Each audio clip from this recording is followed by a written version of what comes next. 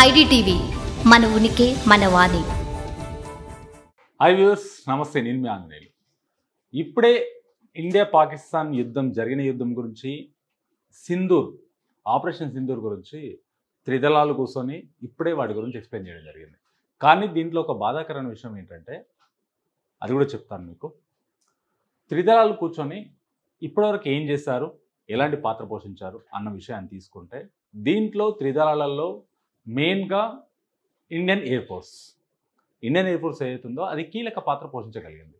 ఎందుకంటే ఇప్పటి వరకు పాకిస్తాన్ నుంచి ఎన్ని డ్రోన్లైనా, ఎన్ని మిసైల్స్ అయినా వచ్చినా సరే ధీటుగా ఎదుర్కొని పాకిస్తాన్లో ఉన్న టెర్రరిస్ట్ స్థావరాలపైన, పాకిస్తాన్ వాళ్ళు రెచ్చగొడితే డైరెక్ట్ వాళ్ళ ఎయిర్ బేస్ పైన, లాహోర్లో ఉన్న ఎయిర్ బేస్ పైన, వీటన్నిటిపైన అటాక్ చేయగలిగింది. వాళ్ళ ఎయిర్ రాడార్స్ ఏవైతున్నాయో వాటిని అధిగమించి ఇండియన్ ఎయిర్ ఫోర్స్ 100%గా సక్సెస్గా నిలిచింది. మన ఎయిర్ క్రాఫ్ట్ ఇప్పటి వరకు ఒక్కటి కూడా ధ్వంసం అవ్వలేదు. ఇండియాకు సంబంధించిన ఎలాంటి ఎక్విప్మెంట్ ధ్వంసం అవ్వలేదు. ఇది బాగుంది. ఇది మంచి సంకోచం, మంచి సూచన.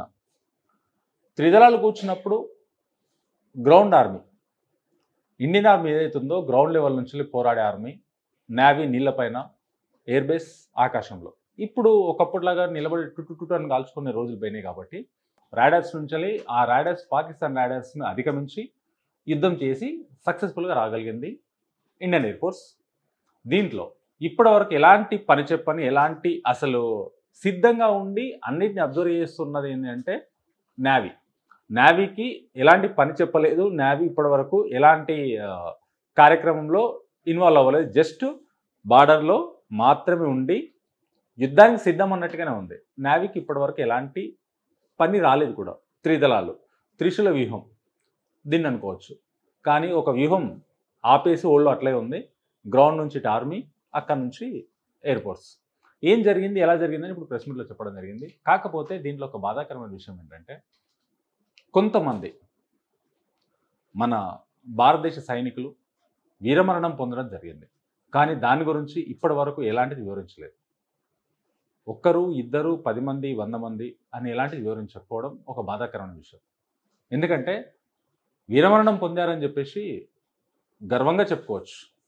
మన తెలుగు వాళ్ళు నెల్లూరు సంపాదించిన అబ్బాయి కూడా చనిపోవడం జరిగింది. ఆ కార్యక్రమాలు మనం టీవీలో కానీ సోషల్ మీడియాలో చూసాము.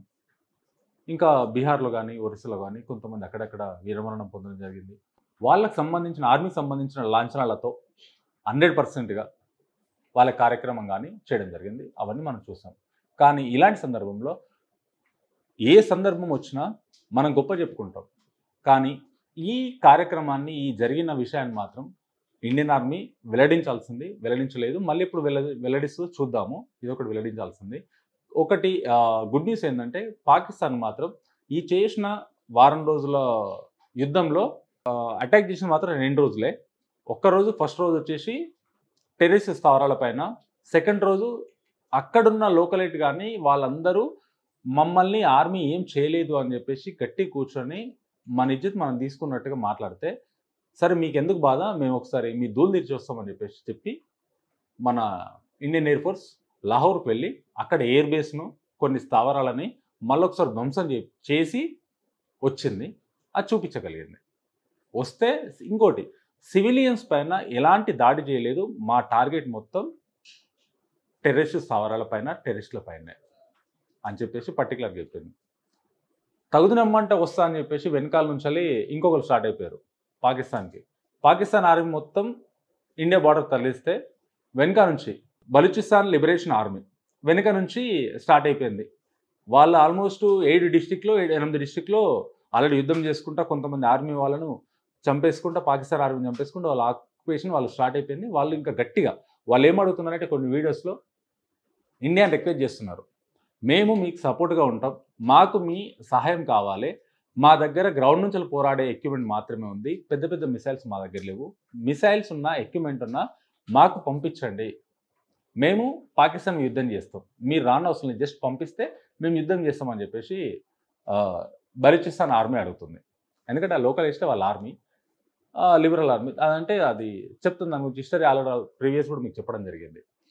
కానీ ఇప్పుడు ప్రస్తుతానికి యుద్ధం ఆపేయడం జరిగింది. కానీ దేశ ప్రధానమంత్రి నరేంద్ర మోడీ గారు ఒక మాట చెప్పారు, మనం ఆపాం, అక్కడ నుంచి ఒక బాంబు వస్తే, అక్కడి నుంచి ఒక తూటా వస్తే, ఇక్కడ నుంచి 2 గాని, 10 గాని పంపించండి. అభ్యంతరం లేదు.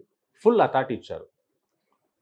ఒకప్పుడు స్వతంత్రం వచ్చిన తర్వాత గానీ, దాని తర్వాత అయినా సరే, మన ఇంత ముందుకున్న ప్రధానమంత్రులు చేసిన దరిద్రం ఇప్పుడు అది లేదు. అక్కడి నుంచి ఒక బుల్లెట్ 100 బుల్లెట్‌లొస్తే, జవాన్ బుల్లెట్ ఒంటి మీద తీసుకున్నా, ఢిల్లీకి హెడ్ ఆఫీస్‌కి ఫోన్ చేసి, బుల్లెట్లు మా గుండెలు తగిలినాయి, మేమేం చేయాలని అడిగే సిట్యుయేషన్. ఇప్పుడు అలా లేదు.